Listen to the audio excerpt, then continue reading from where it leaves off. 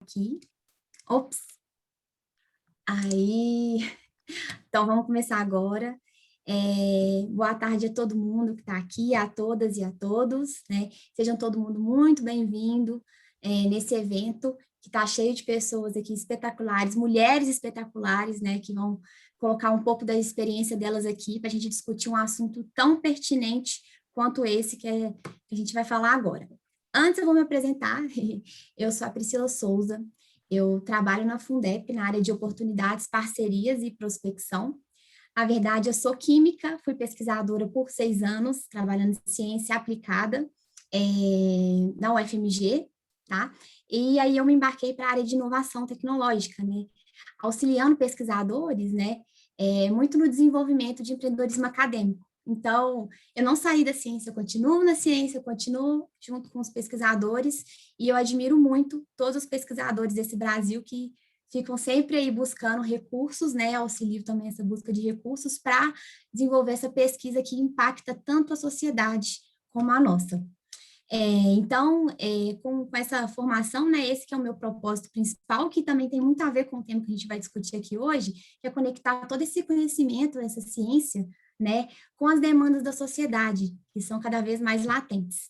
E aí eu vou ser a mediadora desse encontro de mulheres na ciência, esse evento que é organizado pelo State Innovation Center, né, a Isadora está representando o State aqui, e pela Fundep, né, a Fundação de Desenvolvimento da Pesquisa, que é uma fundação da UFMG e também de mais de 30 apoiadas do Brasil, que eu estou representando e a Júlia também. Falando um pouquinho, né, sobre esse evento de Mulheres na Ciência, a proposta que a gente tem aqui é popularizar o acesso à pesquisa e desmistificar tudo o que se relaciona à mulher nesse âmbito científico que a gente está falando. A gente vai fazer isso através de diálogos, bate-papos, discussões, troca de informação, troca de experiência, né? Sempre com as participantes que vão estar dentro desse evento, né? E esse evento ele acontece a cada 2 meses, e aí são sempre edições diferentes, temas diferentes. No fim desse, eu vou falar o tema da próxima edição e quando vai ser a próxima edição. Então, continue aqui até o fim para vocês ficarem sabendo qual vai ser o tema da próxima. Falando um pouco da edição de hoje, né? O tema que a gente colocou aqui para discutir e falar um pouquinho, ainda mais nesse cenário que a gente está vivendo de pandemia, é sobre divulgação científica, né? Como está sendo o encontro constante da ciência com a mídia, né? Que a gente está vendo cada vez mais difundido aí. Será que esses estudos científicos eles estão sendo bem interpretados? Será que a população está tendo esse acesso de uma maneira assertiva a toda essa divulgação que está sendo colocada? Como que a gente faz essa ponte, né, entre a ciência e a sociedade? Por que que é mais fácil a gente acreditar em fake news que disparam no WhatsApp aí, né, e outras redes sociais, do que acreditar num cientista, num jornalista da área, no qual eles trazem toda essa credibilidade? Para esclarecer essas questões e muitas outras do que a gente vai falar aqui, aí eu vou falar um pouquinho das nossas convidadas que a gente trouxe aqui para esse bate-papo.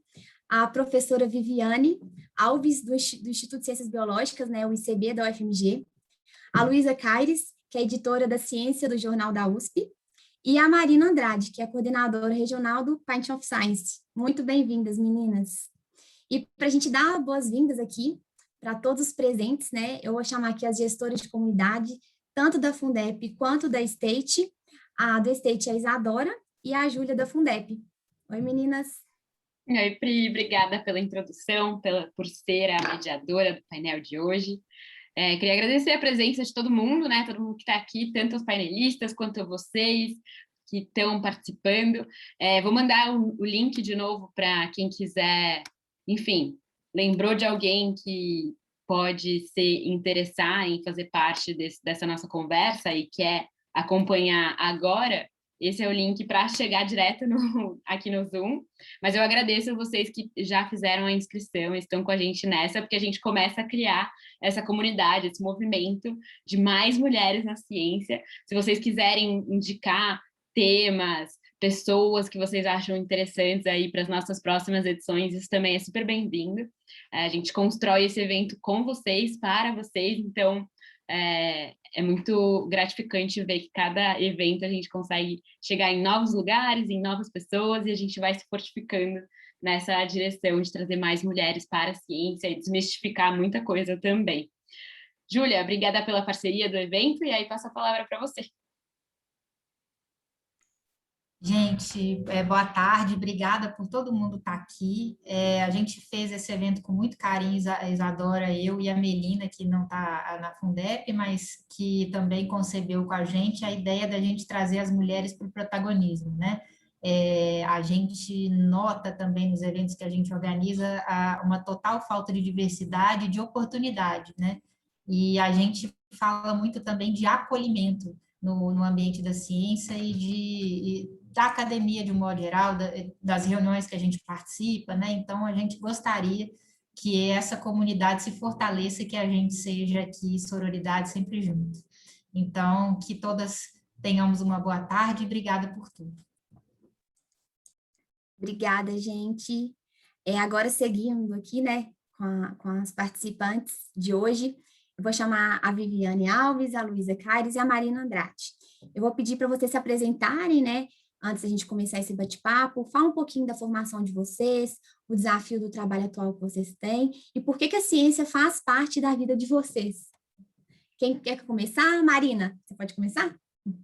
Olá, tudo bem? Vocês me ouvem bem? Sim? Então, eu sou Marina Andrade, atualmente estou bolsista da Rede Mineira de Comunicação Científica, também coordeno o programa Consciência do Museu MM Gerdau, Museu das Minas do Metal, coordenadora do Pint of Science Belo Horizonte, Regional Minas Gerais.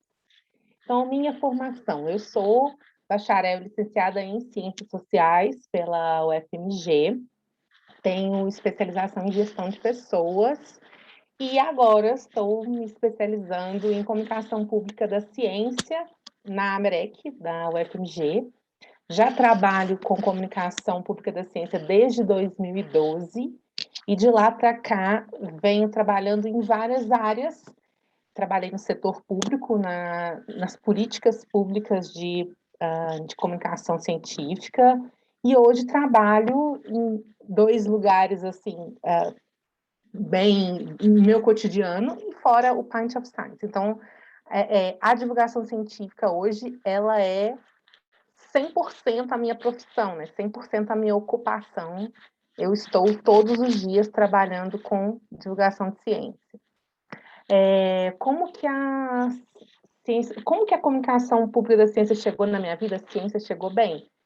Eu posso dizer que na minha casa, eu cresci numa casa que tinha a temática científica, né? Meu pai foi um pesquisador, aposentado, né, hoje, mas ele é engenheiro, e ele, desde a minha infância, né, eu vejo vi ele trabalhar no Centro Tecnológico, no CETEC, antigo CETEC aqui de Minas, né, de Belo Horizonte, e aí eu via, e aí ele assumiu vários postos, assim, dentro do Centro Tecnológico, como pesquisador, mas depois como gestor, chegou lá na presidência do Centro Tecnológico, chegou na Secretaria de Estado, e aí eu fui vendo, né, acompanhando que comunicação pública da ciência, né, divulgação científica, ciência, política, estava tudo muito unido, tudo muito, era um pacote. Então, eu tô, desde criança, participando, já fui muito à frente de greve,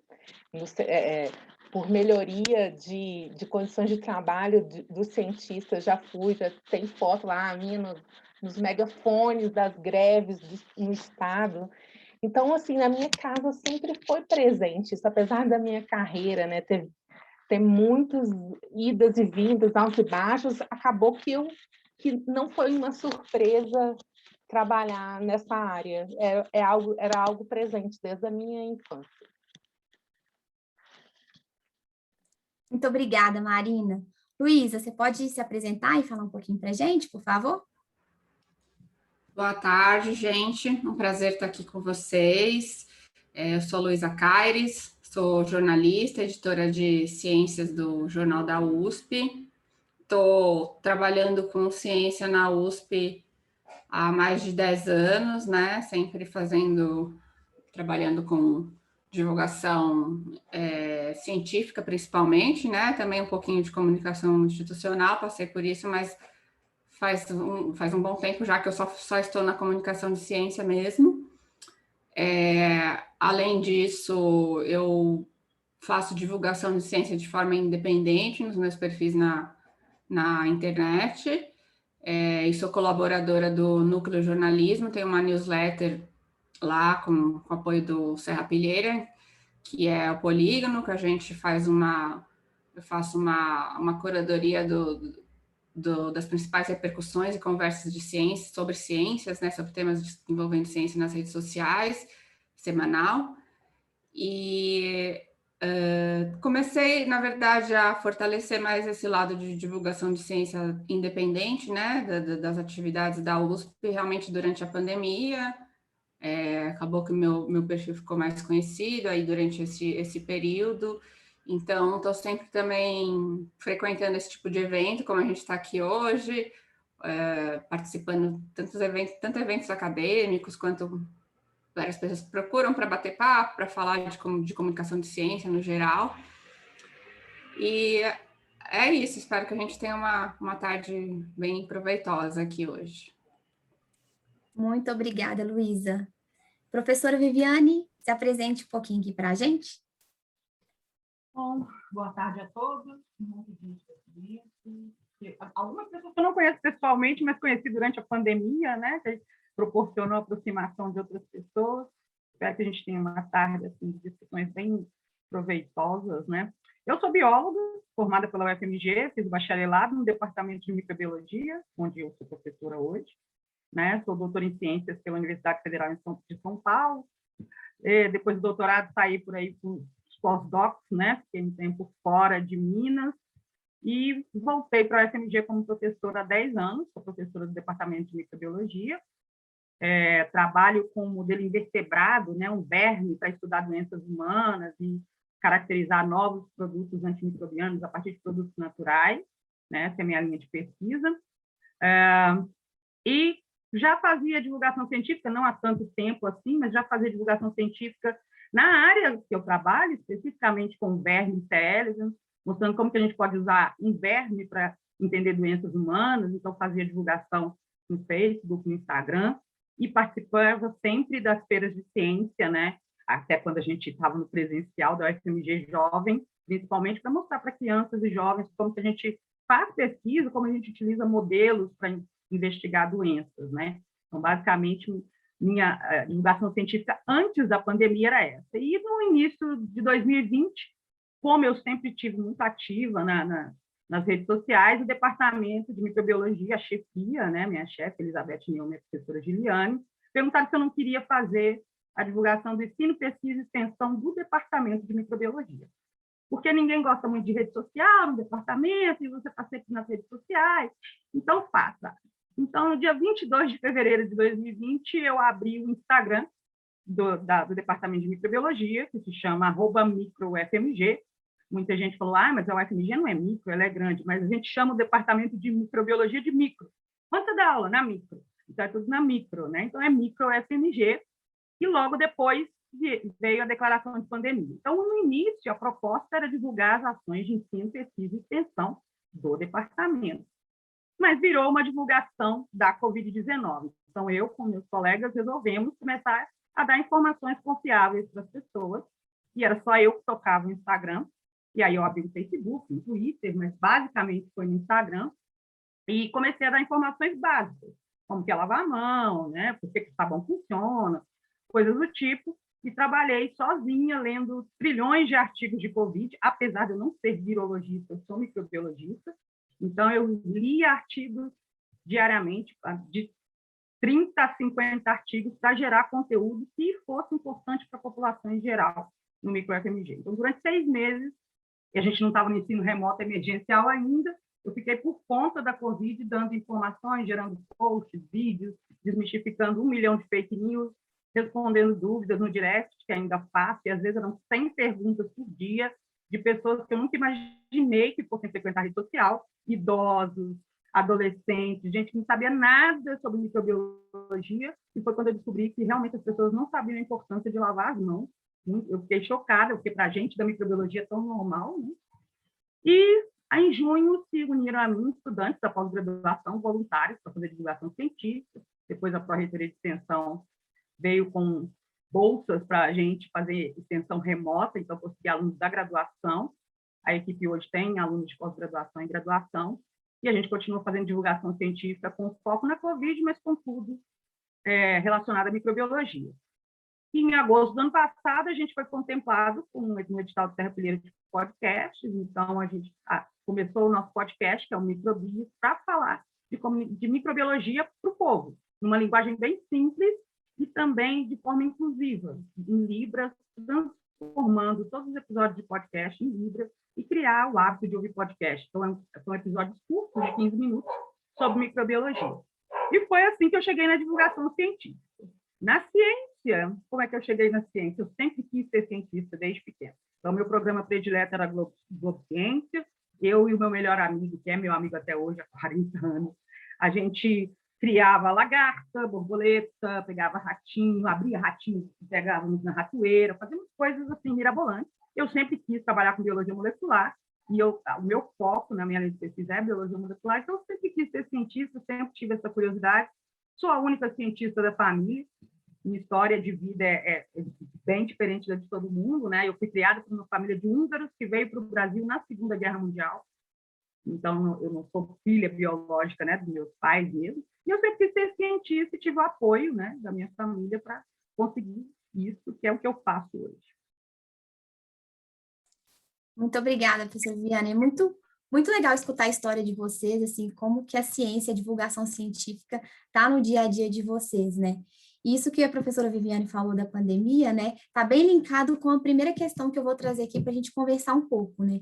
Depois de mais de um ano que a gente está nesse contexto de pandemia, né, o que vocês acham que mudou no consumo de conteúdo de ciência por parte da sociedade, né? Eu vou começar pela Luísa Caires, que teve seu perfil considerado como um dos mais relevantes sobre a pandemia no último ano. Inclusive, quem não segue ela, a Isadora já colocou lá no chat, tá, o perfil dela.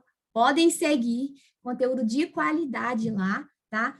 E, Luísa, como você acha que começou isso, né? Que tipo de dúvidas você tem recebido nas redes, né? Conta um pouquinho mais para a gente. Olha, começou por um interesse próprio como jornalista de ciências, né? Que ficou obviamente muito ligada, né, quando começou a surgir as primeiras notícias da pandemia, e fui atrás de saber o que os cientistas estavam falando, o que estava acontecendo, e quando eu encontrava alguma coisa legal, eu colocava na rede. Isso foi crescendo, né, de maneira que no começo eu não fazia nada assim muito pensado, assim, né? Realmente era só um compartilhamento de informações, e daí eu comecei a me concentrar mais em fazer isso, né? Porque vi que tinha um interesse muito grande das pessoas e talvez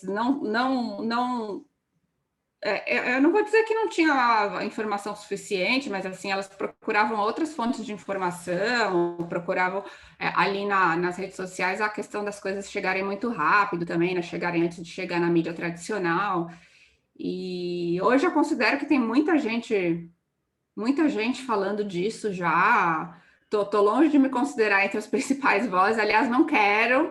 Não quero mais. Não, sou super grata por todo mundo que me acompanha, mas assim, é um peso bem grande, assim, né?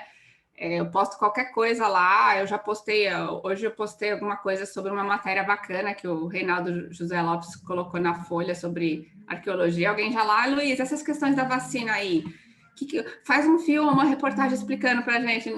Não é bem assim, né, gente? Assim, acho que já tem bastante gente falando bem, cientista falando bem. O que eu acho que as pessoas gostavam bastante de acompanhar meu perfil é que eu ia um passo além da simplificação que os cientistas fazem, né? E eu reunia um pouco as informações de mais de um deles, né?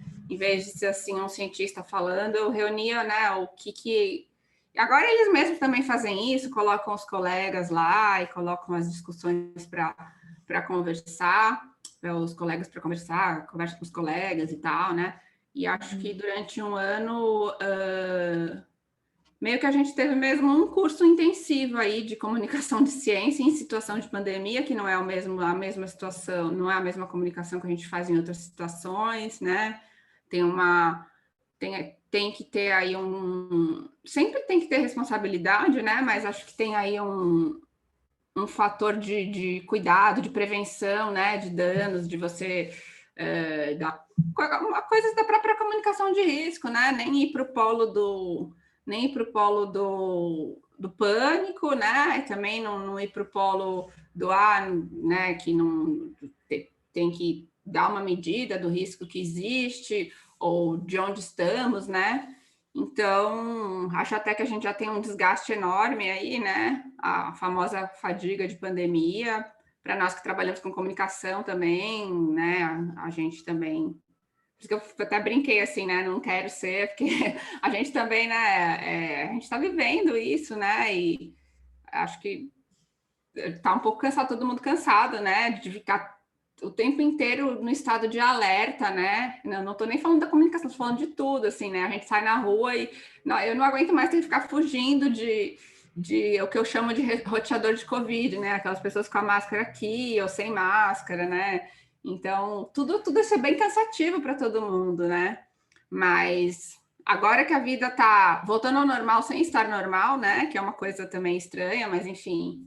Saí para comprar comida aqui, o bairro estava totalmente cheio, as pessoas todas na rua, tá tudo, né? Até porque as pessoas não têm a opção de não trabalhar, né? Elas não tiveram os seus devidos, né?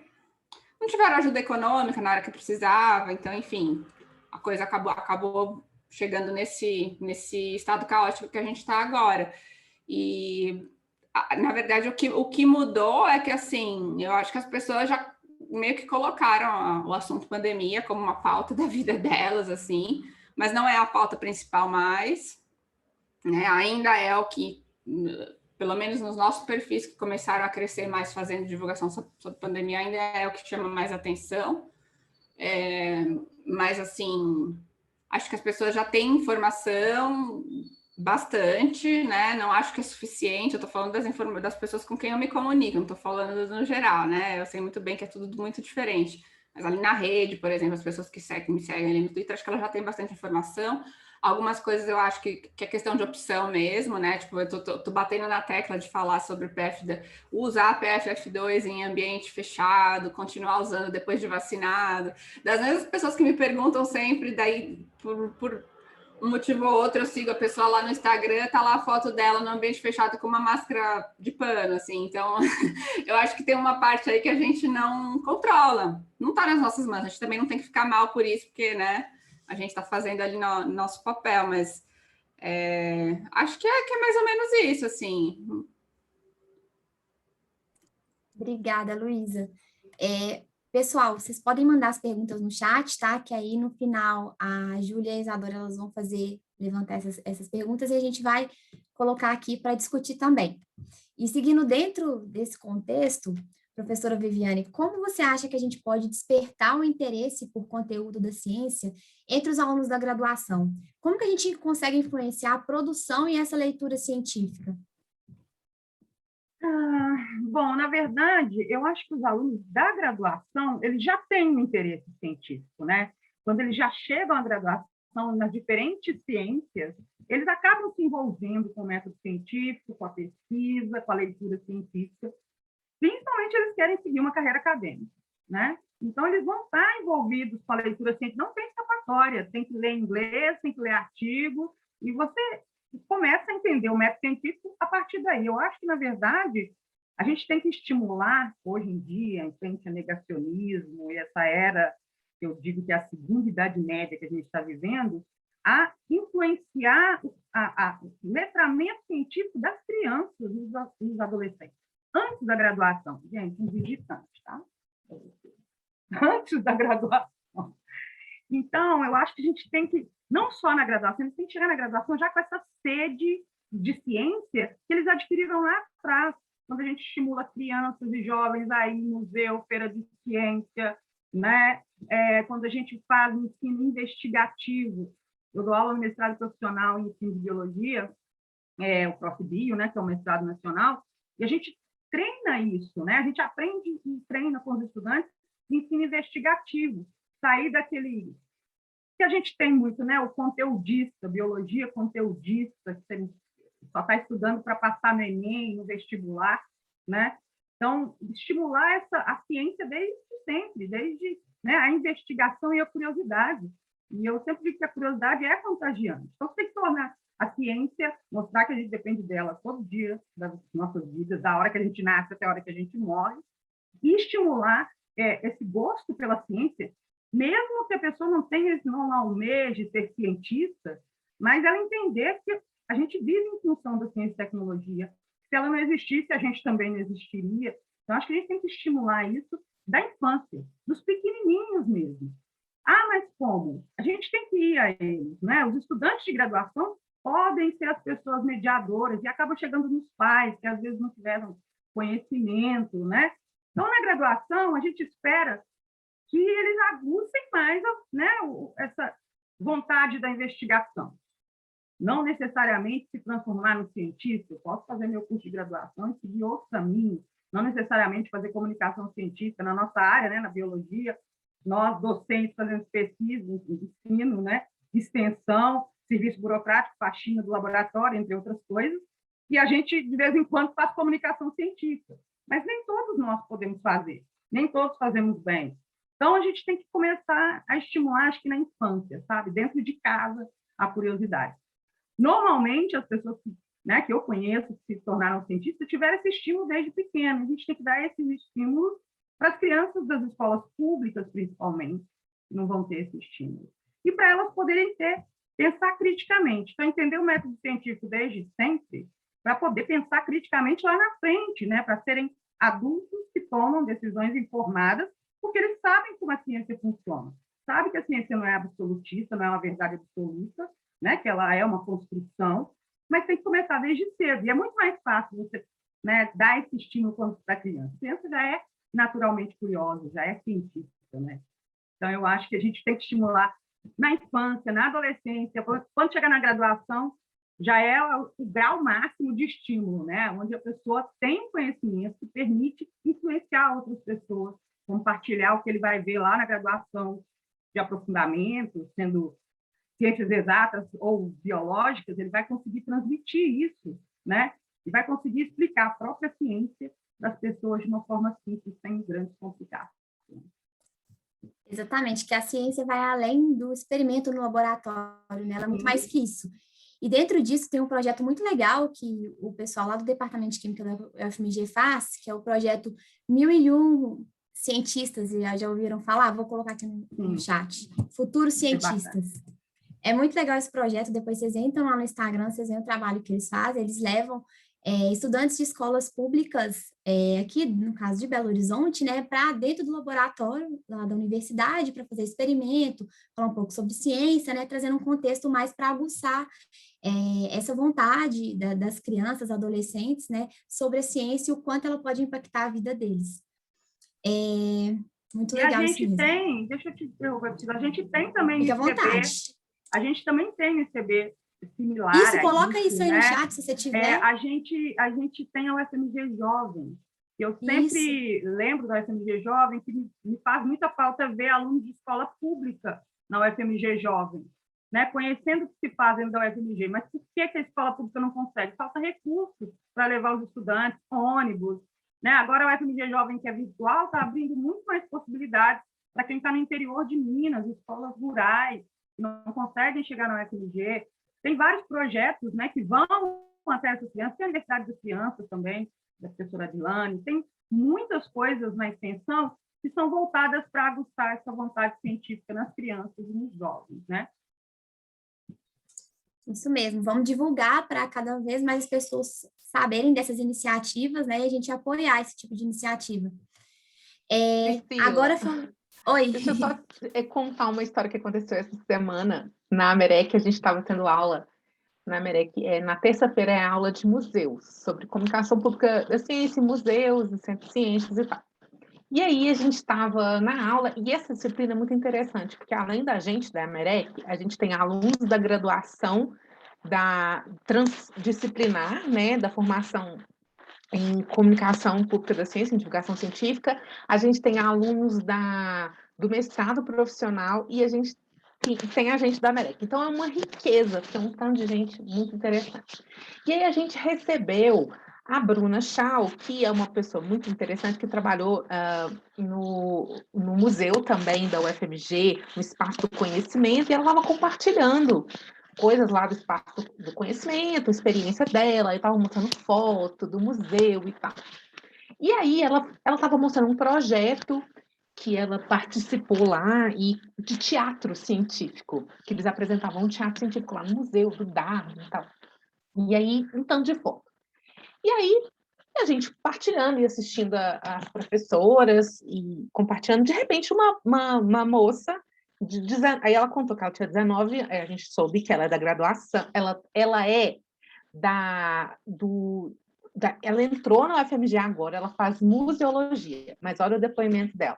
Ela chegou e falou assim, eu queria participar, eu queria falar que essa foto aí que vocês estão mostrando é a foto da minha turma, eu estava aí nessa foto.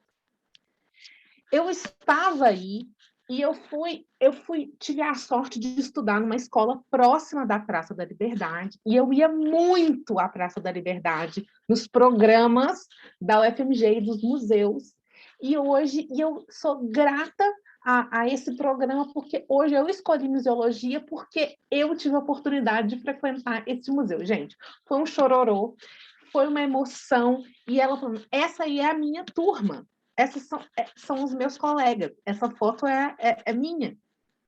E é muito isso que a professora falou, assim, oportunizar, é um pouco do que a gente faz, assim, que eu espero, né, da gente fazer no Pint of Science, ou seja, que a gente consiga olhar para aquele cientista, olhar para aquela pessoa e se identificar e querer conhecer aquilo ali, e querer saber mais, né? Não é se você vai sair dali sabendo exatamente o que ele apresentou, qual que é a pesquisa dele, o que ele está fazendo.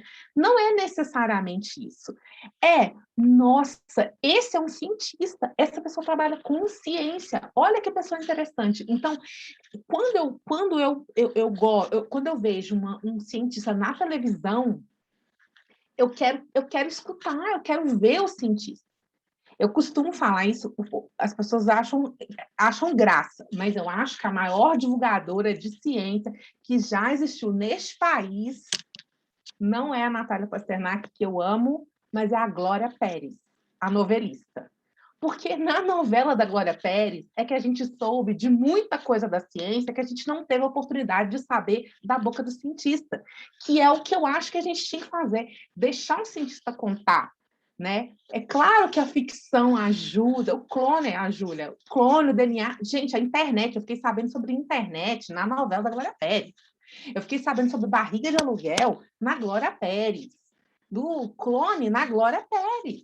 Então, eu acho que a gente precisa colocar o cientista para conversar. Eu tenho uma médica que é uma especialista de fertilidade que eu conversei outro dia, e eu falei assim, as pessoas ainda te chamam de doutora Albieri, que era o do clone, da história da Glória Pérez.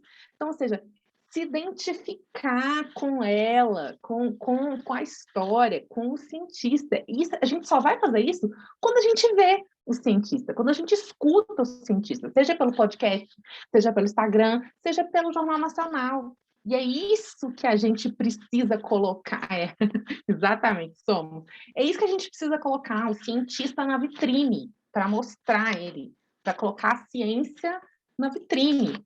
Esse eu acho que é o maior desafio que a gente tem, sabe? Isso mesmo, Marina. Aproveitando que você já introduziu aí esse contexto, fala um pouco aqui para a gente, com essa mudança de tudo presencial agora, tudo virtual, né? Tudo agora à distância, você acha que o perfil dos participantes do Pint of Science foi ampliado? Você viu novas pessoas, novos rostos participando? Conta um pouquinho para a gente como que está acontecendo os eventos agora. Então, você sabe que mudou, mas você sabe, eu vou contar para você que não é meu objetivo principal. Eu vou te contar por quê.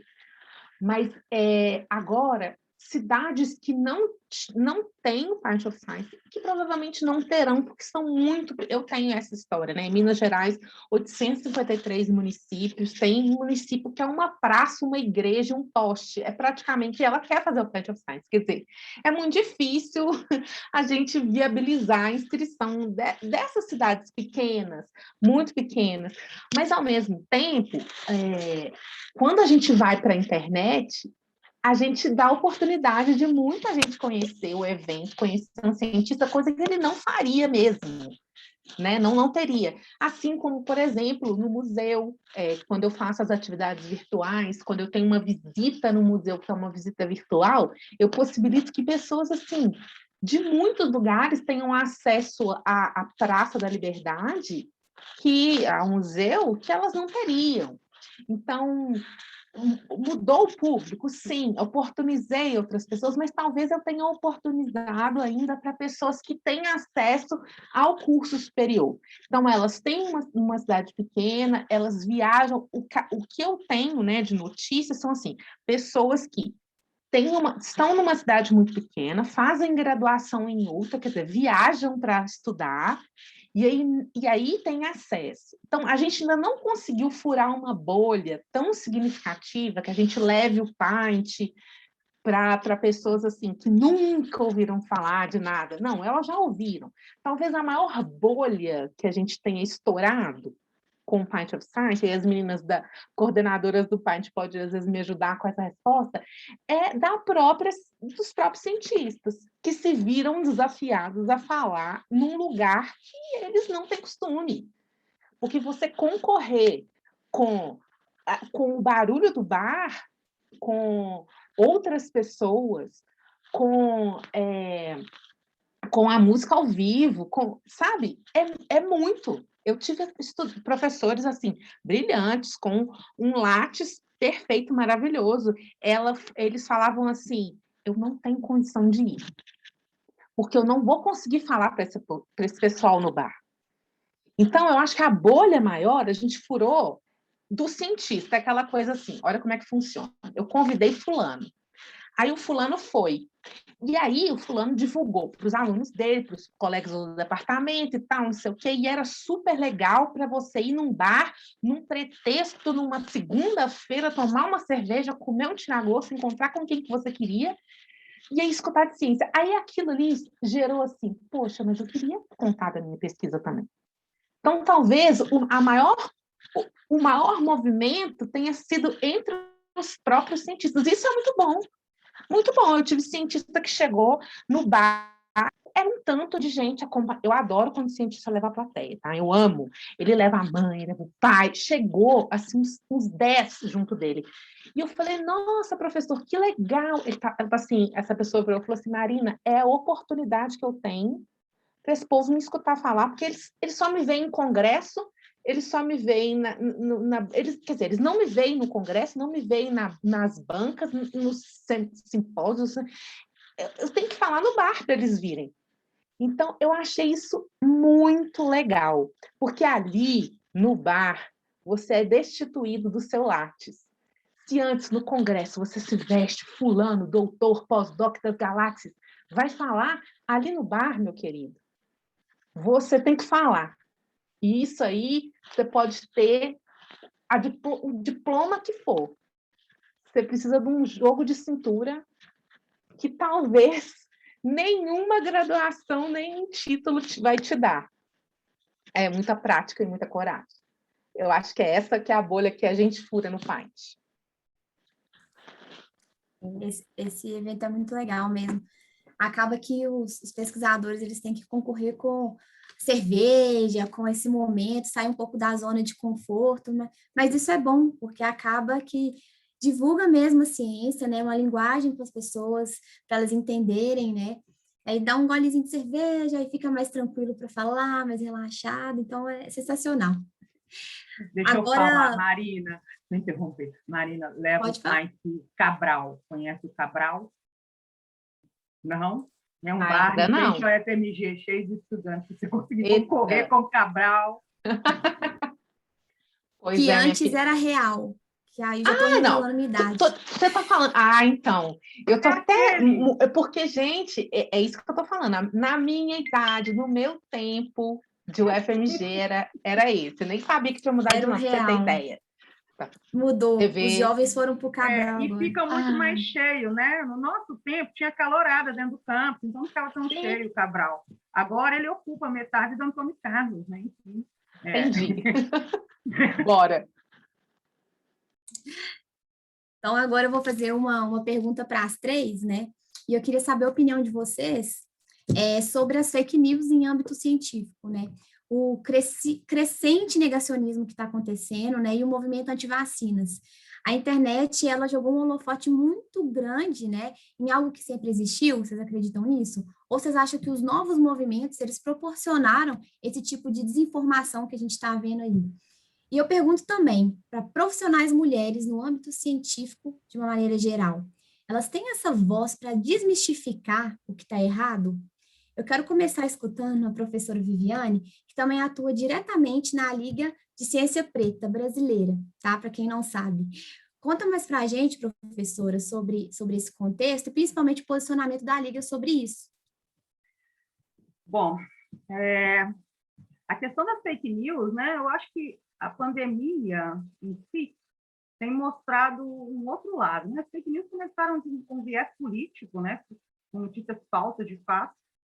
E dentro da infodemia que acontece durante a pandemia, que é esse monte de informações de saúde, sobre Covid, sobre o vírus, variante e cuidados, a gente tem um monte de informações que são parcialmente verdadeiras, né? Então, a gente tem informações que são descontextualizadas, que não são completamente falsas, mas são realmente tiradas de contexto e induzem as pessoas ao erro.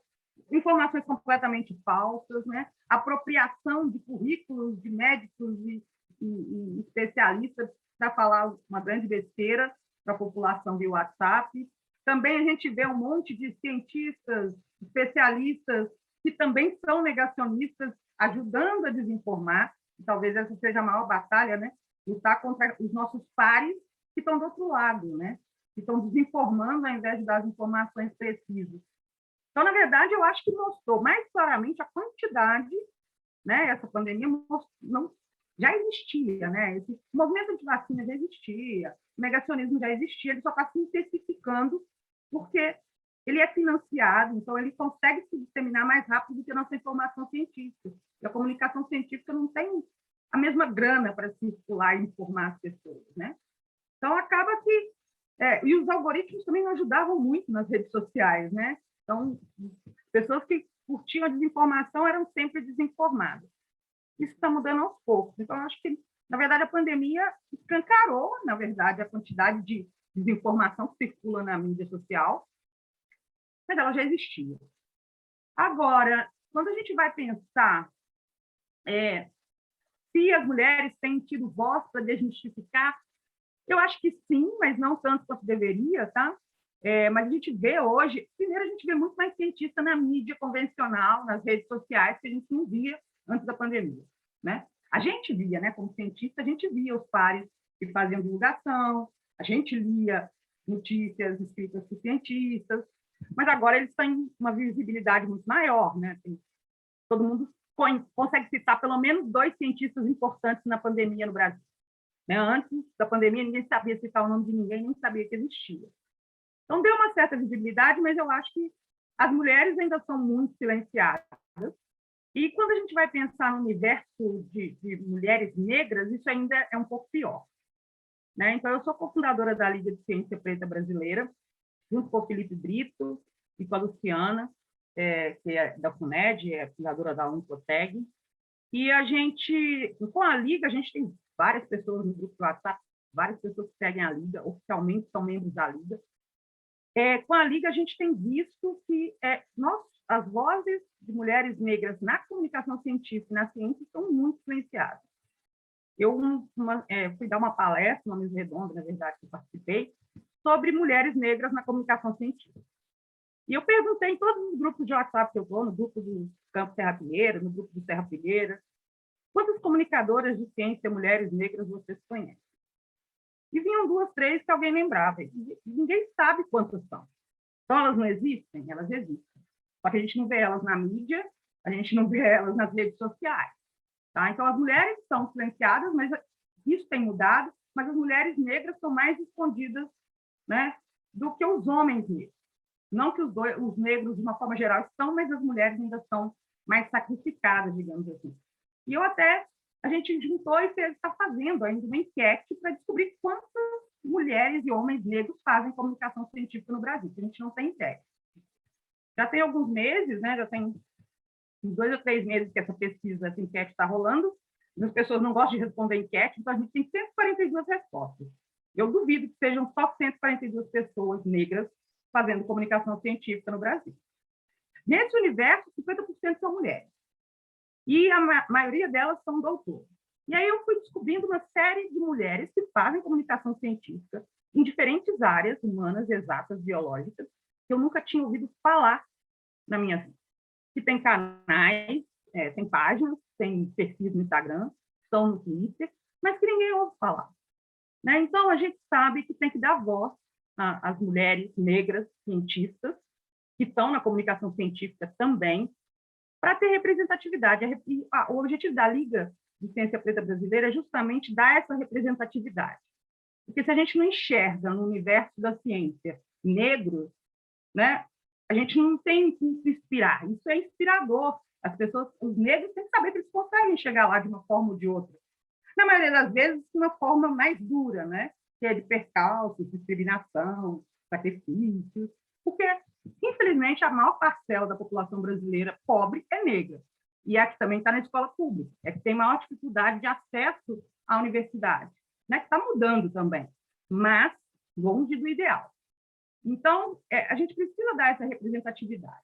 Então, é importante ver esses negros que estão divulgando ciência, ver a cara deles, né? Ouvir a voz deles nas redes sociais, nos podcasts. Então, a gente está tentando, na Liga, dar essa representatividade, mostrar essas pessoas que têm uma influência importante, principalmente nas comunidades carentes, e muitas delas são vinculadas a projetos em comunidades carentes, que a gente, né, não vê na grande mídia, mas eles existem. Então, o objetivo da Liga é esse, né? A gente dá a voz a essas pessoas, representatividade, e mostrar que, tanto quanto brancos, né, isso acontece no mundo inteiro, os negros também fazem ciência de qualidade, e tirar aquela visão marginalizada, né? E o estereótipo de cientista, homem branco, né, que ainda existe. Então, se vocês olharem na mídia em geral, vocês vão ver muito mais especialistas homens, brancos, falando de especialistas mulheres, e negros, menos ainda. Isso é verdade mesmo. Ô Marina, e você? O que você acha? Eu tenho um desafio enorme no museu e no Paint, que só um pouquinho de como funciona o meu trabalho, só para vocês entenderem, né? Porque a gente costuma pensar assim, quem trabalha com divulgação de ciência? O cientista, o jornalista, né? Assim, geralmente quem vem na nossa mente, né? Então seria Luísa e Viviane.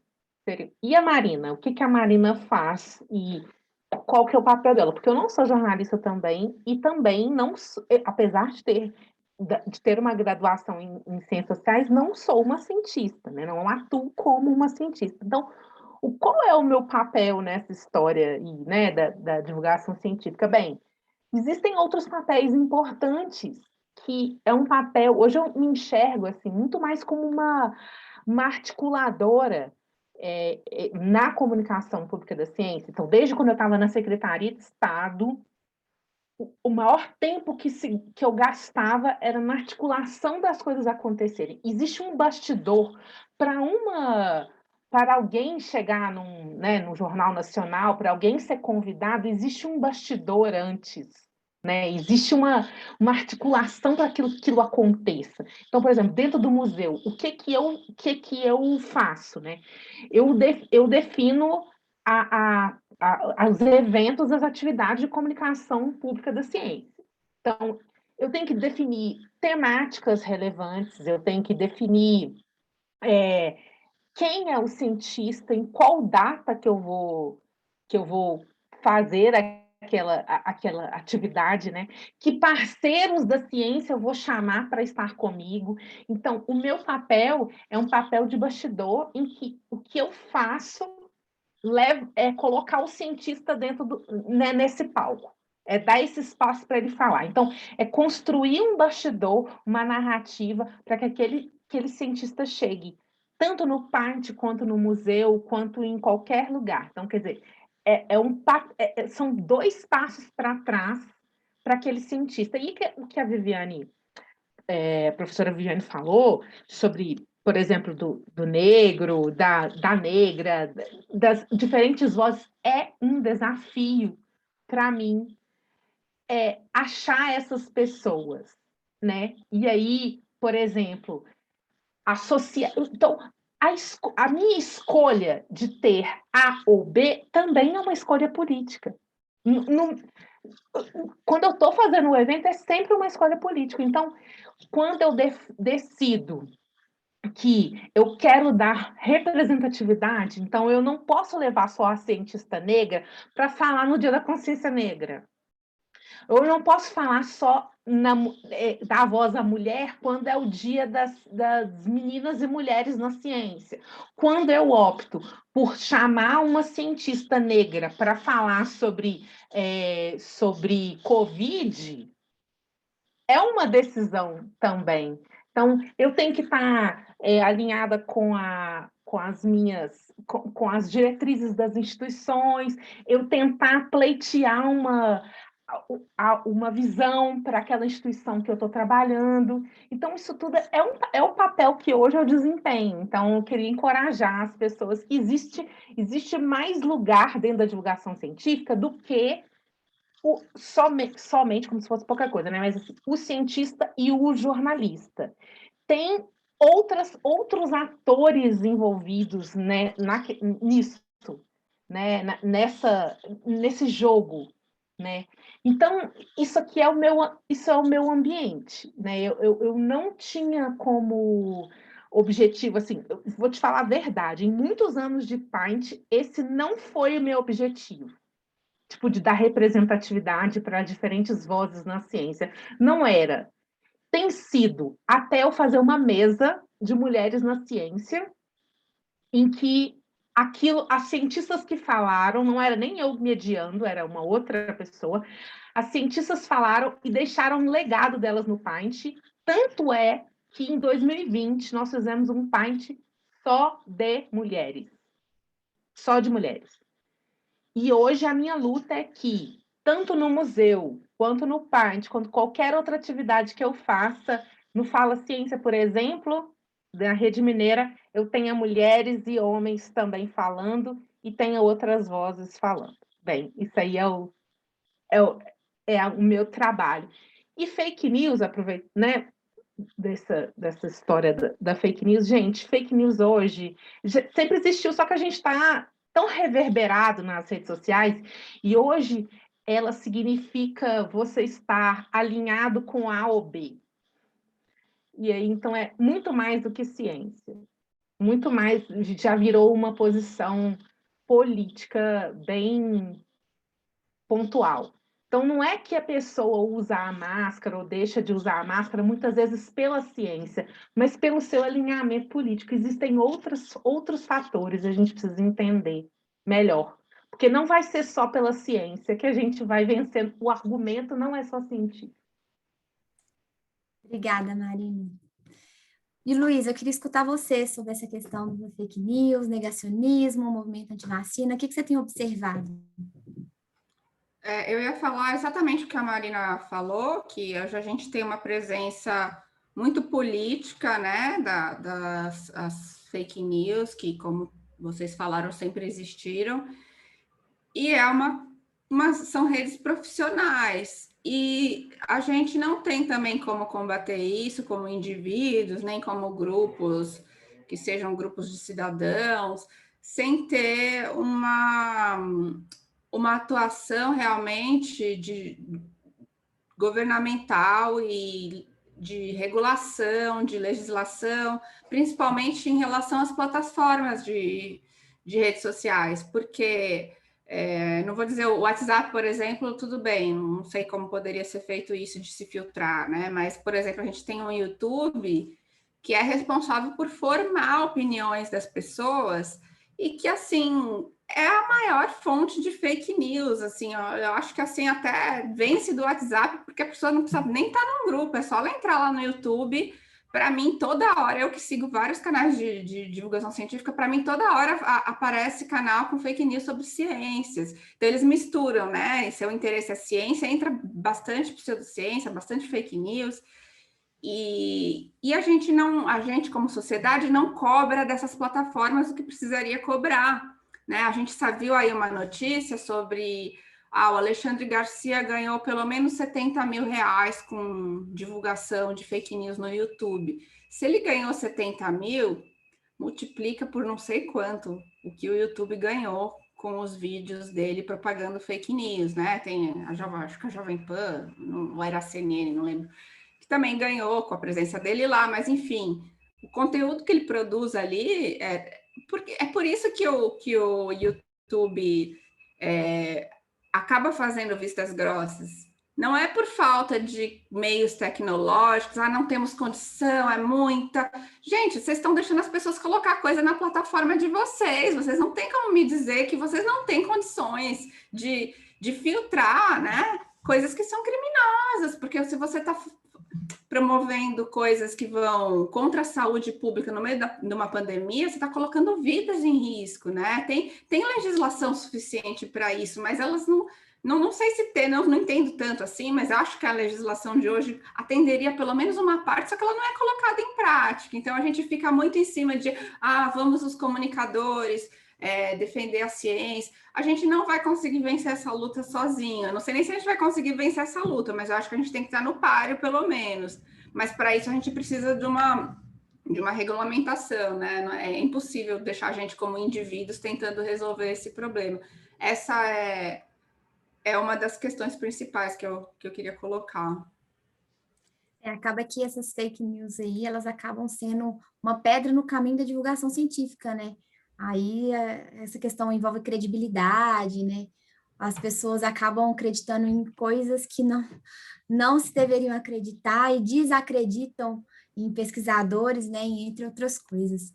Tudo isso que a gente está falando aqui, né? Está caindo num contexto muito interessante, né? Que é a ponte entre a ciência e a população, né?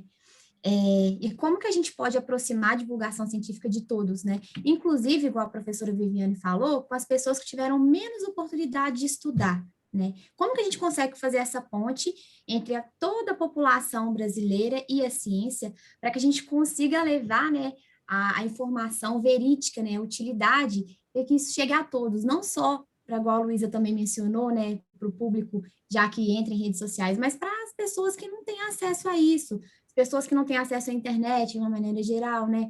Aquela população que realmente precisa ter esse tipo de informação, e às vezes uma informação básica que não tem acesso, né? Aí eu queria começar escutando você, professora Viviane. Professora faladeira.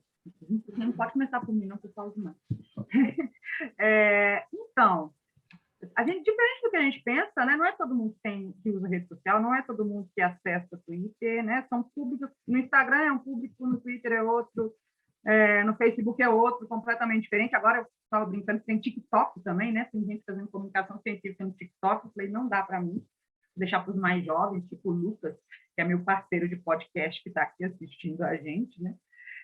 A gente apresentou junto o podcast, e eu sempre pensei nessa questão, né? Como chegar no público e na população que é a mais vulnerável, que sofre mais com a desinformação, principalmente, não só se tratando da pandemia, mas de uma forma geral, né? A informação é muito difícil chegar em vilas, comunidades, né? É muito difícil chegar em escolas, no interior. Muita coisa, são mundos diferentes. Eu vou dizer assim, nem que você nem ser do interior, não. Eu fui professora durante 1 ano na Universidade Federal do Piauí, antes de passar no concurso no FMG. Era concursada na Federal do Piauí, e eu sempre dou isso como exemplo, porque é uma grande universidade federal, mas os alunos de lá, da biologia de lá, são completamente diferentes dos alunos da biologia daqui. Meus alunos têm uma carência muito grande de querer fazer estágio, não tem laboratório para fazer estágio. Eu ganhei meu primeiro universal, minha primeira verba, na Federal do Piauí, na capital Teresina, e eu não tinha uma estufa para cultivar bactérias. Eu não sabia nem o que ia fazer com meu mísero dinheirinho do meu primeiro edital vencido. Meus alunos nunca tinham visto uma mitose em raiz de cebola, que a maioria dos estudantes de escola particular de ensino médio, né, vê uma mitose. Eles nunca tinham visto. Eu comprei lâmina no departamento de morfologia aqui, para ter uma de cada coisa para mostrar para eles. Então, a realidade no Brasil, né, o Brasil, são muitos Brasis, né, é muito diferente em cada canto. O fato de alguém estar numa universidade federal no Nordeste não é igual a estar numa universidade federal no Sudeste. É muito diferente. Eles são muito diferentes. Eu tinha alunos que passavam fome, que moravam em casa só aqui, que numa universidade federal. Que não é o que vai acontecer aqui na maior parte dos alunos, mas também acontece. Mas lá é a maioria, sabe? Então, como chegar nessas comunidades que são super carentes, né? E são comunidades que não têm acesso às informações e que não têm acesso às redes sociais, que usam WhatsApp, às vezes, mas nem isso. Porque muita gente acha, eu já ouvi algumas pessoas dizerem, gente, eu sou muito preocupada com o ensino remoto na FMG, todo mundo tem celular e tem acesso à internet. Não é todo mundo que tem internet em casa, não é todo mundo que tem notebook, não é todo mundo que tem celular. Às vezes tem um celular que dá para quebrar um galho, mas não vai permitir assistir uma aula. Então, eu acho que para chegar nessa comunidade, eu falo que o cientista tem que ir onde o povo está, né? Então, ter mais liberdade de comunicação com líderes comunitários, rádios comunitárias, são um bom meio de acesso, né? Eu já vi, tem um projeto fantástico do Cefet, que chama Tamo Junto, que leva informações sobre a pandemia com carro de som. Eu já participei de um episódio que eles fizeram tipo um mini podcast da informação sobre lavar as mãos, que é para distribuir no WhatsApp da comunidade. Então, tem vários projetos assim que você tem que ir, né? Tem que dar palestra, tem que ir na escola.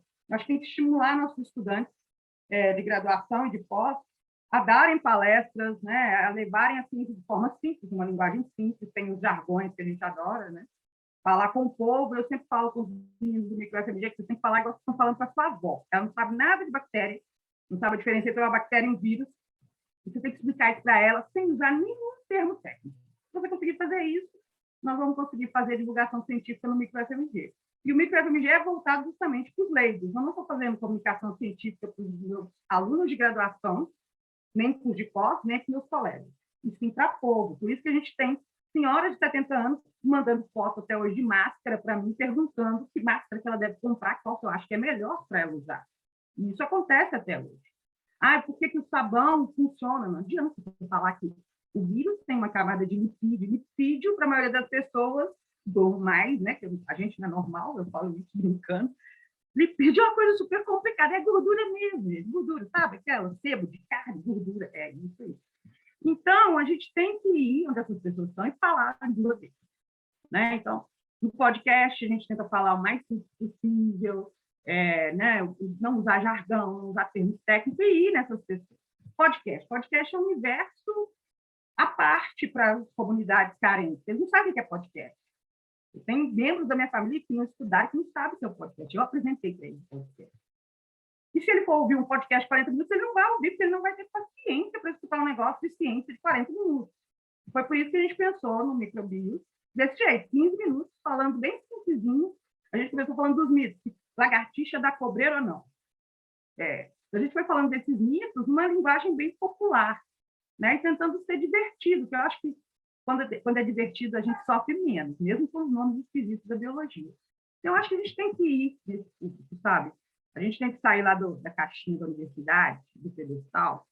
Não todos, nem todo mundo consegue comunicar ciência, nem todo cientista, né, é bom comunicador, nem todo professor é bom cientista, nem todo jornalista é bom jornalista científico, enfim. A gente tem que fazer o que a gente consegue. Mas aqueles que podem se dedicar a dar essa informação gratuitamente, você não vai ganhar nada, né? Talvez o reconhecimento de alguns colegas, talvez o ódio de outros, que acham que quem faz cientista e faz comunicação científica não é cientista. Tem preconceito? Tem. Eu vi essa pergunta aí virando. E tem. Tem alguns que são críticos, que acham que é uma grande besteira, que a gente está desmerecendo, né? Quando a gente está falando de forma simples, a complexidade, a gente está desmerecendo aquela ciência complexa que a gente fez, aquela PCR em tempo real, e aí você está explicando de um jeito tão simples. Parece que é uma besteira.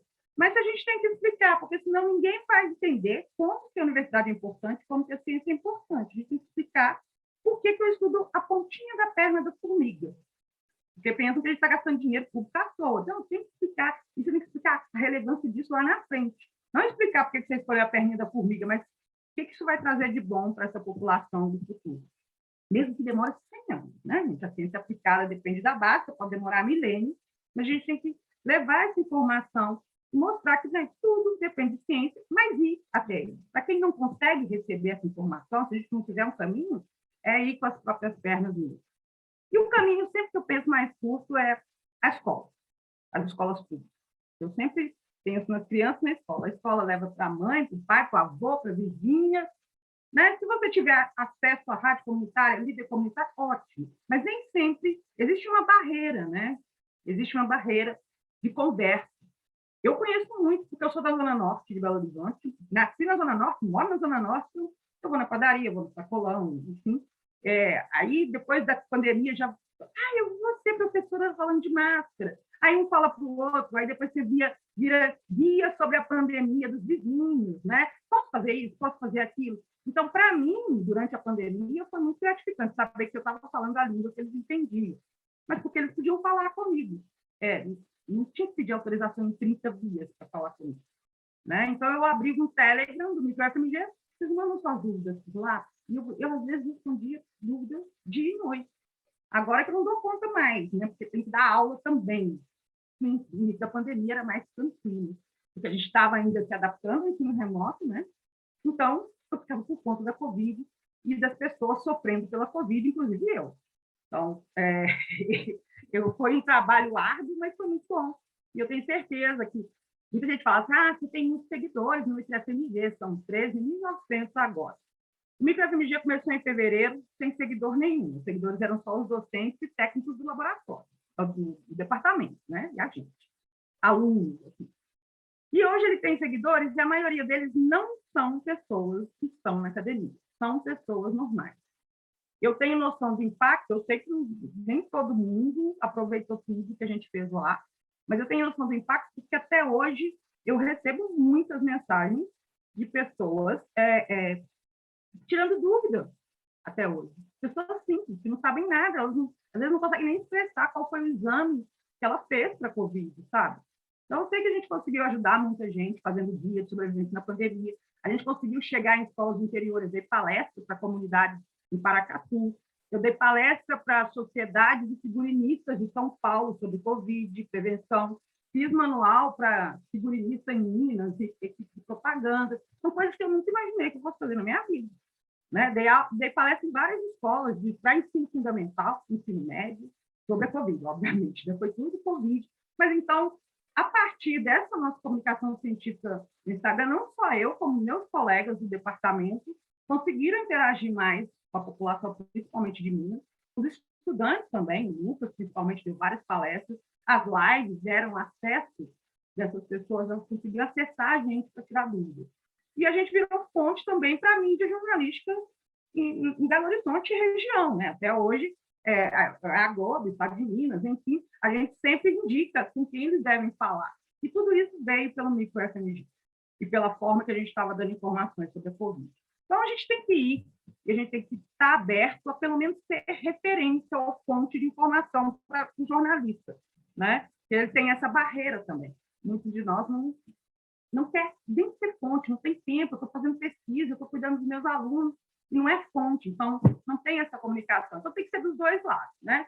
A gente não precisa ser o comunicador, mas a gente tem que ter uma fonte de informação segura quando alguém precisa dessa informação. Então, eu acho que é esse também. Isso que você falou, professor, é tão importante, né? A figura do pesquisador como um ser humano também, uma pessoa também, né?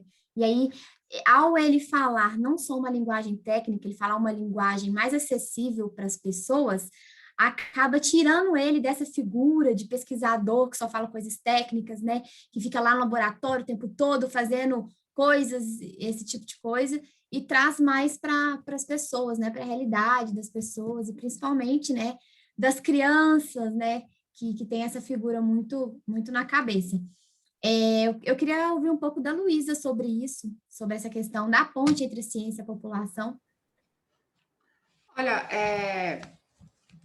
também o que eu ia falar, acho que a professora Viviane já falou muito melhor, em relação à questão da presença mesmo, né? A gente está agora numa situação de pandemia, mas ainda tem umas maneiras de fazer isso. Mesmo que seja online, você combinar, por exemplo, uma palestra numa sala de aula, né? Que voltou às aulas em alguns lugares. E eu acho que a universidade ela tem que voltar para a escola.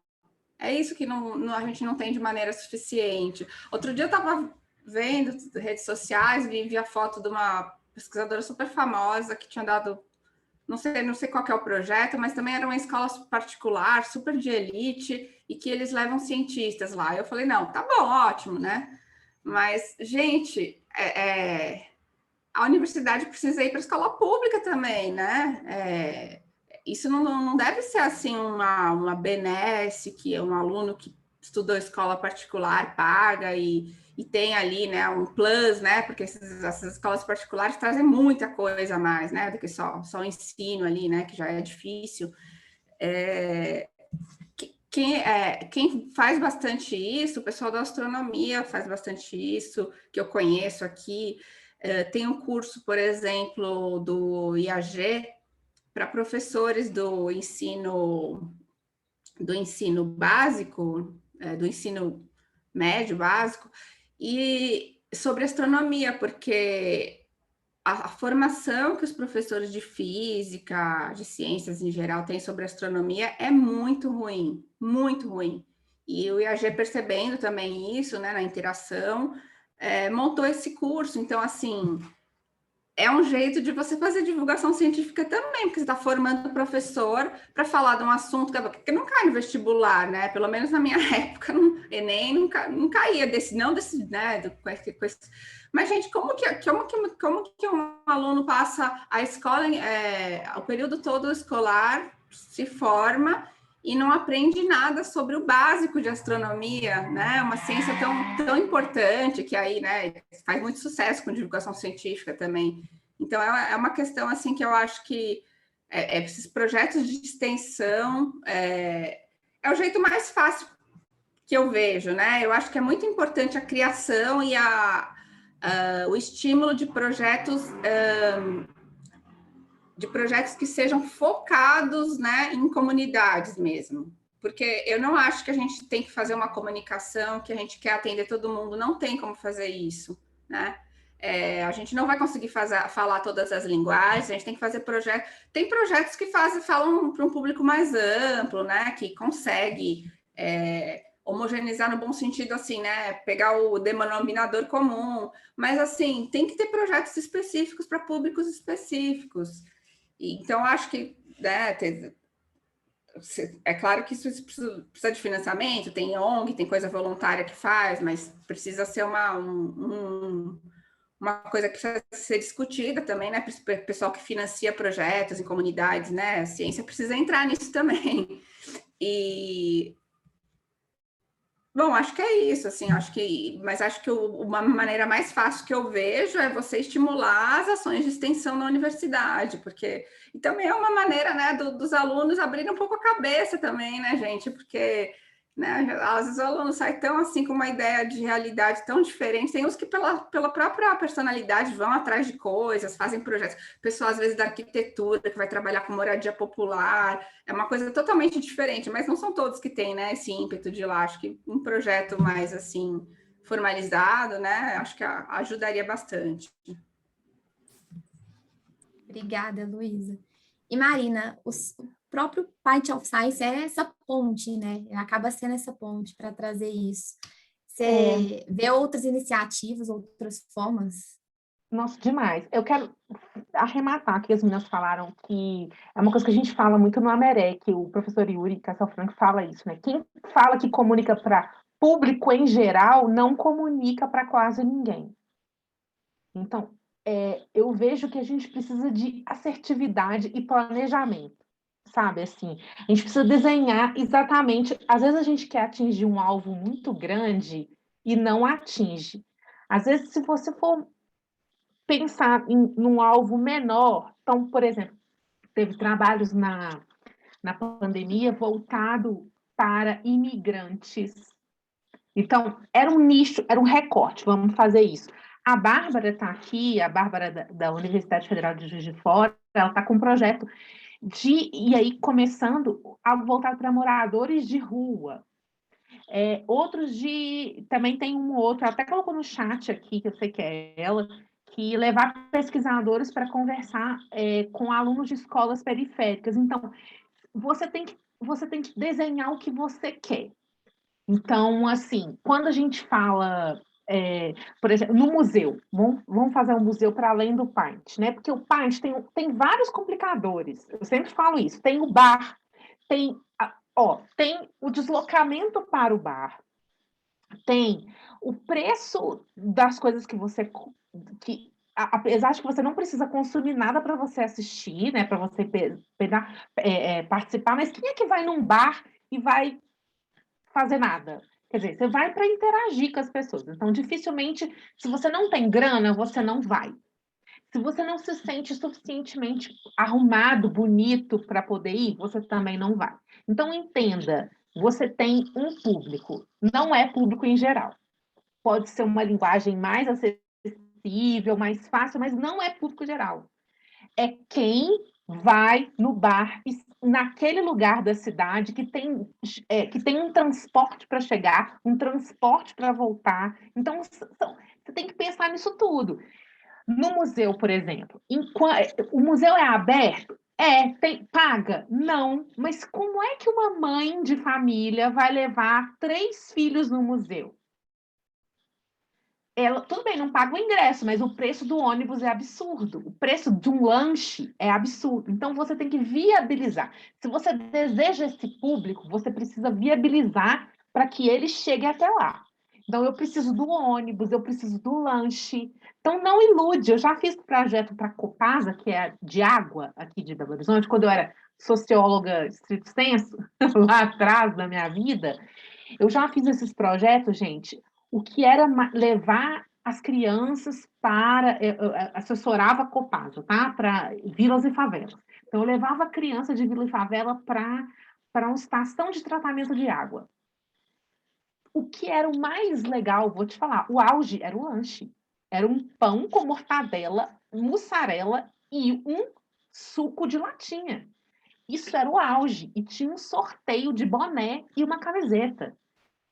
Tá certo, o passeio, a parte da ciência é super legal. Como é que a gente trata a água? De onde vem a água? Para onde vai a água? Por que a água custa? Por que não vamos desperdiçar? Mas se você não viabilizar para aquele público participar, é uma ilusão você falar que é público em geral. Não faça isso. Pense, aí você vai ter que correr atrás, né? A extensão, a grana e tal, mas para você atingir. Como é que o Cefet, a gente já comentou aqui, professora Viviane, projeto Sofia, projeto Slam, projeto Tamo Junto, você precisa viabilizar para chegar lá. Ninguém vai cair lá no seu laboratório se não for convidado, se você não for lá buscar essas pessoas. Então, viabilize o acesso àquela pessoa ao seu laboratório. Semana Nacional de Ciência e Tecnologia, excelente oportunidade para você fazer atividades. Outubro está aí, começa a planejar a sua atividade da Semana Nacional de Ciência e Tecnologia para levar quem? Desenhe o seu público, quem você gostaria que participasse da sua atividade. Agora, Obrigada. deixa eu só falar mais uma coisinha, a faladeira faz falar. A Marina está certíssima. O que eu ouço muito, os estudantes de mestrado, do mestrado profissional em biologia, do ProfBio, é justamente essa dificuldade, eles não conseguem apoio das prefeituras, para levar, do governo, para levar os meninos na UFMG, né? E a gente também não consegue levar o UFMG para eles, muitas vezes, principalmente no interior. Né? Então, essa viabilidade é essencial. Né? Muitos estão na escola para comer também, que é o que está fazendo muita falta para muitas barrigas. Não é a escola só, mas a comida que a escola, o abrigo que a escola dá, né? É a segunda casa, não a primeira para alguns. Né? Então, é importantíssimo viabilizar, e essa é uma coisa que eu acho que esse momento remoto da gente tem permitido. Mostrar o que se faz de ciência, o que se faz na universidade, quem são cientistas de forma remota. que apesar, né, da internet não chegar a todos, eu, por exemplo, dei uma palestra numa comunidade, uma associação comunitária de Paracatu, eles juntaram todo mundo numa salinha, ligaram uma TV, puseram para assistir uma reunião no Zoom. Então, talvez algumas coisas que a gente tenha aprendido nesse momento remoto, a gente possa aplicar para levar um pouquinho de ciência para esses lugares mais longínquos, mas que tem uma TV, ou gravar um vídeo e enviar para algumas escolas onde o professor consegue mostrar isso para os alunos, sabe? Então, a gente tem formas alternativas de viabilizar essa comunicação. Não é o ideal é eles virem, ter contato direto, mas já é alguma coisa, né? Eu falo que, por mim, que eu nunca tive grana para ir num congresso internacional de Telegram, meu sonho na Califórnia, a inscrição é $500, mais a passagem, não sei o quê. Esse ano foi remoto, e eu ganhei a inscrição da organização da Sociedade Americana de Genética. Muito feliz, vindo até aqui, e pela primeira vez, porque foi remoto, eu participei do Congresso Internacional Telegram, assisti palestra com Nobel, tudo bem, lá pertinho ia ser muito mais bacana, mas é uma oportunidade única que, apesar da pandemia ser, né, devastação, o caos, me foi proporcionada pela pandemia. Então, eu espero que muitas dessas coisas que a gente aprendeu a fazer remotamente, a gente possa implementar para ajudar, principalmente quem está distante das universidades, né? Eu acho que é muito importante a gente aproveitar as ferramentas. Então, se a escola tiver um computadorzinho, uma internet fajuta, a gente consegue mandar vídeos pelo correio, no CD, enfim, existe CD, para mostrar alguma coisa de ciência interessante. Tudo tem jeito nessa vida, já disse minha mãe. É usar essas situações críticas, enxergar como uma oportunidade, né, da gente encontrar novas formas para algumas coisas, né? Então, sempre tentar ver o lado bom, mesmo que a situação esteja bem ruim, né? A gente poderia ficar aqui falando, né, a tarde inteira, amanhã, esse tema é muito interessante, com essas participantes incríveis que a gente tem aqui, mas a gente já está caminhando para o fim aqui do nosso bate-papo. Eu vou pedir para que vocês continuem mandando aí no chat, né, perfil, livro, nome de mulheres que são muito feras aí nessa questão de divulgação científica, de projetos, né, tanto no âmbito nacional e âmbito internacional. E agora eu vou entrar para a última parte do nosso bate-papo, que é respondendo algumas perguntas, mas antes eu queria agradecer, né, a participação da professora Viviane, da Luísa, da Marina aqui nesse primeiro momento. E aí eu queria levantar aqui a primeira pergunta, sobre o perfil dos jornalistas enquanto fontes de matérias e artigos, né? Como a gente prepara eles para informar a mídia, né? Como que a gente pode multiplicar as vozes da ciência e ampliar a divulgação científica, né, de uma maneira mais assertiva? Quem que gostaria de responder essa pergunta? Eu não entendi direito como o jornalista, é porque o jornalista em geral não é a fonte, é o contrário, né? Então... A mídia como a fonte, né? Como a gente consegue preparar os jornalistas para fazer essa divulgação científica também? Realmente... De uma maneira assertiva. Agora a gente está tendo muita formação, tem muito grupo aí montando workshops, a própria, acho que a agência Bore fez um curso também, fez mais de um curso. Agora, recurso tem, assim, as pessoas precisam conseguir tempo para fazer, né? E acho que até elas têm interesse também, né? Em geral, a vida do jornalista é super corrida, mas acho que elas têm interesse também. Agora, assim, não adianta querer que, né, num jornal, num portal, você não tenha ninguém que trabalhou a vida inteira, trabalhou pelo menos uma boa parte da carreira com ciência, com experiência, com alguma experiência, né, uma pessoa experiente, e querer que aquela redação faça uma boa cobertura de ciência. Isso aí não vai existir, né? Então... eu acho que, no mínimo, tem que ter um jornalista que seja mais experiente, que possa, independente do tamanho, né, da redação, já que você se propôs a cobrir ciência, e que possa servir de, né, fazer um treinamento, ou servir de um último guia ali, porque o que aconteceu na pandemia é que todo mundo foi cobrir ciência e saúde, né, numa coisa super... uns temas super sensíveis aí, e acabou saindo muitas coisas que não do jeito como não deveria sair, assim. Muitas vezes coisas que saem, às vezes, erradas, não são por erro, né? São intencionais, a gente vê claramente, quem acompanha a cobertura, vê claramente alguns veículos que fazem intencionalmente clickbaits e sensacionalismo mesmo com temas da pandemia, porque realmente querem clique mesmo, né? Outros a gente percebe que, assim, às vezes dá uma deslizada, assim, mas é uma coisa que se corrigiria facilmente, tendo alguém ali um pouco mais experiente, ou erros que nós, que já trabalhamos com isso, também cometemos, simplesmente porque é uma situação que ninguém nunca viveu, né? Que é cobrir uma pandemia no meio da pandemia. Então, mas eu acho que a gente tem que lutar aí por ter uma especialização, né? Ter uma... não digo assim que você precisa fazer um curso de lato sensu para ser jornalista científico, mas antes de sair fazendo um monte de matéria de ciência, no mínimo precisa ter pelo menos a orientação de alguém junto, né? Obrigada, Luísa. Pri, posso falar? Oi. Então, puxar a Dá uma sardinha para o nosso fechadinha. lado, que é o Fala Ciência, que é o nosso curso da Rede Mineira de Comunicação Científica, que tivemos a honra de ter Viviane e Luísa, esta edição, que está no YouTube. Então, aprendemos a fazer eventos remotos, que ficou lindo. Nós temos 2 edições do Fala Ciência, que é um curso voltado para jornalistas e comunicadores de ciência. Então, Brenda colocou aqui onde começar. Assistindo ao Fala Ciência, que já está disponível para você. Então, você vai ter a mesa de negacionismo com a professora Viviane, você vai ter a mesa de Twitter e divulgação com a Luísa, e tudo assim, maravilhoso lá no Instagram, no YouTube do Fala Ciência, ponto de exclamação, tá tudo lá. Temos o Insta do Fala Ciência, as meninas da rede, se puder colocar aí para mim, acho que é @FalaCiência, isso, Fala Ciência. Então, gente, tudo lá, é um curso que a gente faz semestralmente, e acontecia uma vez, num semestre em Belo Horizonte, no outro semestre, no ano, no interior.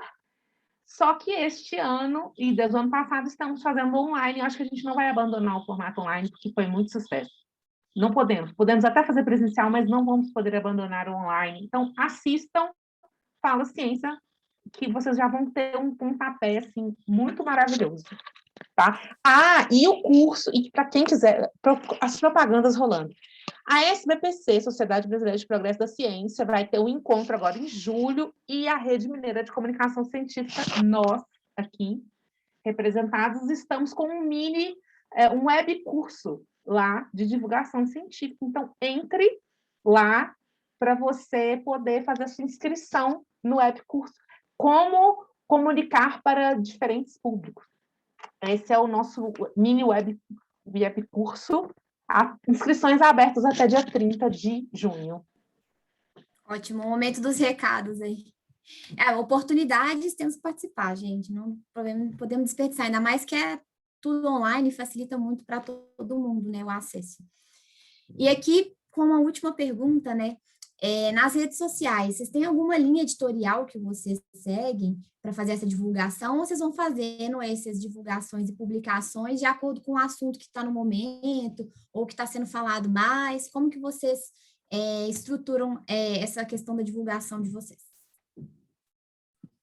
Bom, no caso da MicroFMG, ela é movida pelos seguidores, literalmente, né? A gente faz as publicações em função das dúvidas, sempre foi assim, e vai continuar sendo assim.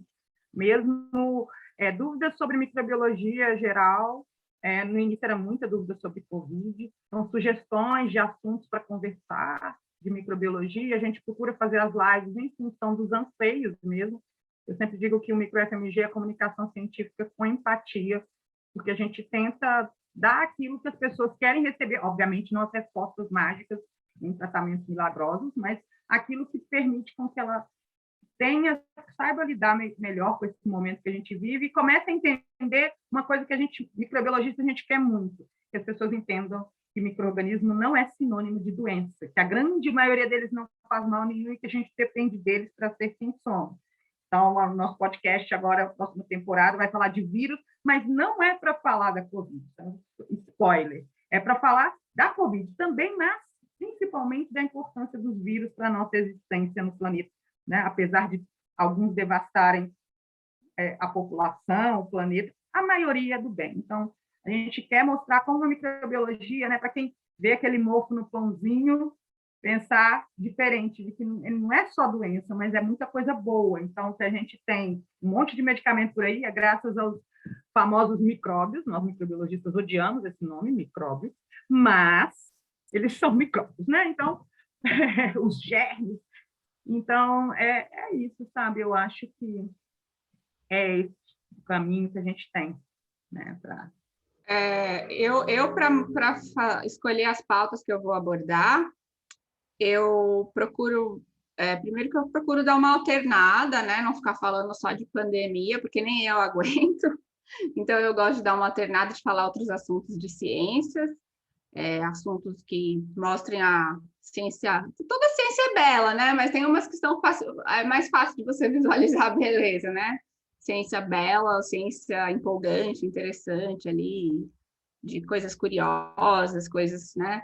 E em relação aos temas da pandemia, sim, são os temas da atualidade, porém, eu tenho uns assuntos que eu espero dar uma assentada antes de me pronunciar a respeito, porque tem muita gente que leva, né? Espero que realmente eu acho que eu tenho essa obrigação, porque as pessoas levam a sério o que eu coloco. Às vezes, muita gente, às vezes, muda a decisão delas em relação ao que elas vão fazer. Então, assim, eu tenho uma responsabilidade enorme com o que eu coloco ali, e que não é, saiu a notícia no jornal pré-print, eu espero ver o que os cientistas estão falando a respeito, né? As coisas que eu tento levar como análise é um fechamento, vamos dizer assim, do que eu ouço, né? Não é nada da minha cabeça, porque eu não sou cientista, mas eu acompanho o que eles ouvem, né?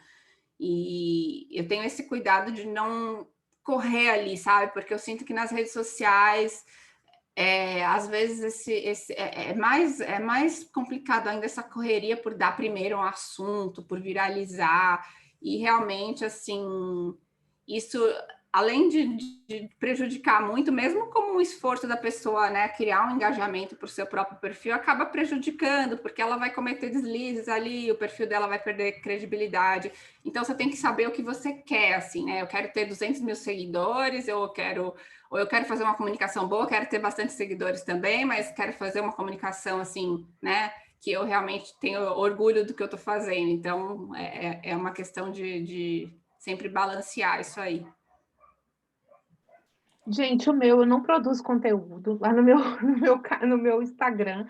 Eu divulgo as coisas que eu produzo de evento, então é muito voltado para as pessoas que querem participar de eventos de ciência, né? Então é muita coisa da Rede Mineira de Comunicação Científica, muita coisa do museu, que eu faço parte, e tem algumas coisas que estão rolando de interessante, geralmente são coisas mais regionais, então eu compilo assim, mas eu não produzo algo, eu compartilho as coisas que eu estou fazendo. Então, eu vou fazer vou oferecer um curso lá no museu, tem um edital interessante, assim que eu ainda não enveredei para produzir o meu próprio conteúdo, não. Eu faço uma curadoria de conteúdo aí das coisas que eu mesmo estou produzindo.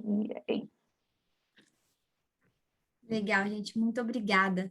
A gente já está, assim, chegando bem no fim mesmo agora do nosso painel, e a gente discutiu aqui várias coisas de importante esse impacto que a gente tem, coisas muito pertinentes, né? Questões que estão muito aí sendo conversadas na mídia, né?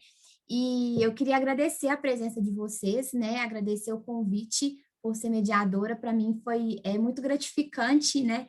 Estar ao lado de mulheres tão importantes como vocês aqui. Agradecer também todo mundo que participou desse movimento de Mulheres na Ciência. A próxima edição vai ser em agosto e o tema vai ser o Projeto Brumadinho, né? A gente vai trazer as pesquisadoras que estão apoiando a reconstrução da comunidade atingida pela barragem da Vale e as suas áreas de atuação. Então, um tema também bastante relevante. A gente espera a presença de vocês, né, em agosto, com essa nova rodada de Mulheres na Ciência. E a gente segue aqui juntas, né, lutando, né, para o protagonismo da mulher na ciência no Brasil, né? E esse painel aqui, ele vai ser disponibilizado no YouTube da State, né, Isadora? Quem quiser entrar também no grupo, a Isadora mandou aí no chat, se puder mandar de novo, por favor. Agradeço a todos, desejo uma boa tarde e foi um prazer estar com vocês aqui hoje. Obrigada, meninas. Gente, queria pedir para todo mundo ligar a câmera para a gente fazer aquele print final e tá o registro de todo mundo. Isa, você consegue fazer o grid? Gigante! Não, estamos em 2 páginas aqui, então eu vou tirar 2 prints. Eu aviso aqui. Deixa eu ver. Vamos lá, sorriam. Melhor sorriso, prontas? Uma foi. Agora segura que eu preciso dar um jeito aqui para tirar mais um. E posso mandar lá no grupo também, se vocês quiserem compartilhar, contar um pouquinho de tudo que a gente viu, né? De novo, sorriam. Yay! Agora sim, peguei as 2 páginas. Aí publiquem no LinkedIn, escrevam, ou então no Instagram mesmo, e marquem a gente para a gente continuar esse papo que foi incrível. Eu agradeço demais as palestrantes, a disponibilidade de passar esse fim de tarde, né? Começo / fim de tarde com a gente. Acho que todo mundo deve sair daqui feliz e pensativo, e a gente compartilhou muito conteúdo, muita referência, então agradeço a cada uma de vocês. Quem entrou no grupo do WhatsApp, a Júlia fez um trabalho sensacional de mandar os links todos que foram compartilhados aqui no chat lá para o grupo, para ficar registrado. Queria agradecer e sigam a gente nas redes para a gente continuar nessa grande comunidade, nesse movimento pró-ciência. E para mulheres na ciência, claro. Muito obrigada por mim. Obrigada, boa sexta, pessoal. Bom final de semana para todo mundo. Exato. Tchauzinho, menina. Boa semana. Obrigada.